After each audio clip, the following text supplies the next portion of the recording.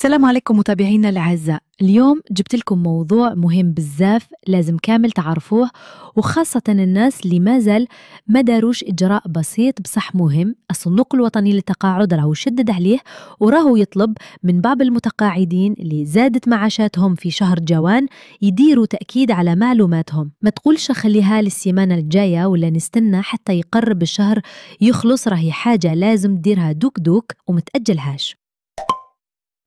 قبل ما نكملو دير اعجاب واشترك باش يوصلك الجديد اول باول، واحنا نكملو نوصلو صوتكم. وشنو هو البيان المهم؟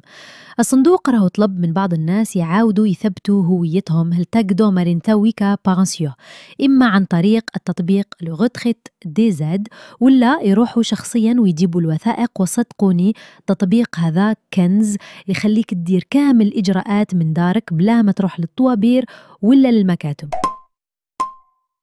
اللي عنده تليفون ذكي وما حملش تطبيق هذا راهو محروم من راحة كبيرة.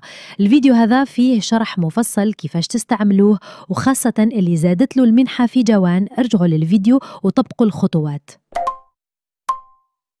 كاين ناس مازال ما أجلوش، تقول نخليها حتى نشوف، بصح الحقيقة كل تأخير يقدر يسبب لك مشاكل كبيرة، وممكن حتى يوقفوا لك المعاش وتبقى تجري باش ترجعه. علاه تعب راس، ديرها اليوم وارتاح. نرجعوا للزيادات اللي راهم الناس يستنوها. لو يتم تخفيض الضريبة وتجي الزيادة الأثرية ويطبق التثمين السنوي دفعة واحدة، المتقاعد يولي يشوف زيادة محترمة في معاشه. تخيل معايا إذا كنت تخلص 12 مليون وزادوا لك 15%، راهي حوالي 1,800,000 دينار، ومن بعد ينخوا عليك الضريبة، ترجع الزيادة صافية، وممكن يرجعوا لك الفارق تاع الأشهر اللي فاتت كيما ماي وجوان وزويليا.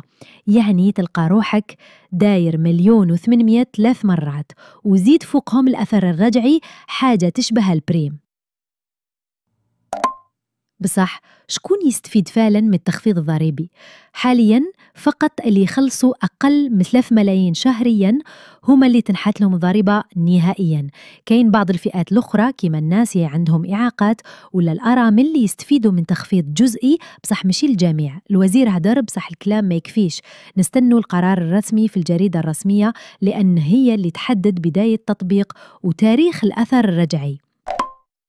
الملف اليوم راهو عند رئيس الجمهورية، والناس كامل راح يتعول عليه باش يعطي الإشارة ويطبق القرار في أقرب وقت. راهو عنده الصلاحيات الكاملة، وإذا حب يزيد النسبة ما يوقفوش حتى واحد.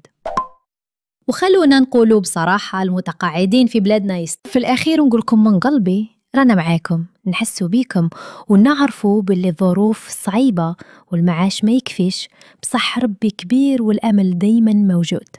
رانا هنا باش نوصلوا صوتكم ونكونوا لسانكم، ما حنسكتوا حتى نشوفوا الحق يتطبق، وحتى نشوفوا الابتسامة على وجوهكم من جديد. ماشي عيب تطلب حقك، وماشي عيب تقول هاي راني تعبت. هداروا بنوكم خدمتوا هاد البلاد سنين، واليوم تستاهلوا تهناو وسترتاحوا، وبإذن الله الخير جاي وما يباحش تعبكم. ديروا جيم للفيديو وشاركوه مع الناس، خلينا نوصلوا رسالة بقوة، وبقوا ديما معانا يد وحدة وقلب واحد. ربي يفرجها عليكم ويزيدكم من نعمه ويحفظكم كامل.